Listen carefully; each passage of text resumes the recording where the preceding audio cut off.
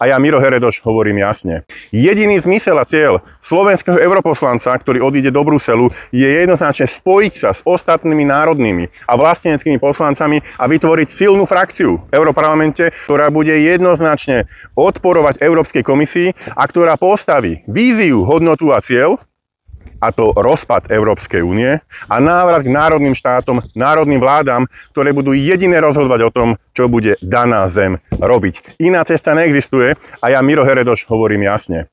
Jediný cieľ, jediný význam a vízia europoslanca v jeho 5-ročnom období musí byť rozpad Európskej únie a silné aktivity na národnej úrovni.